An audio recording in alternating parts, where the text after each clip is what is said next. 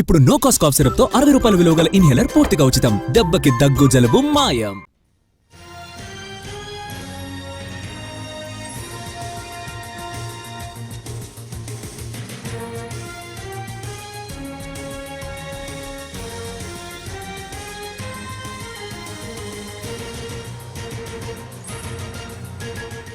హైదరాబాద్లో వానలు దంచి కొడుతున్నాయి. నగరంలో గంట సేపటి నుంచి పెనుగాలులతో కుండపోత వర్షం కురుస్తోంది. భారీ వానల కారణంగా ట్రాఫిక్ స్తంభించిపోయింది. కూకట్పల్లి, జూబ్లీహిల్స్, ఫిలిం నగర్, హిమాయత్ నగర్, లకడిగాపూల్, నాంపల్లి, దిల్సుఖ్ నగర్, ఎల్బీ నగర్, తార్నాక, ఉప్పల్ సహా సిటీలోని దాదాపుగా అన్ని ప్రాంతాల్లో వానలు పడుతున్నాయి.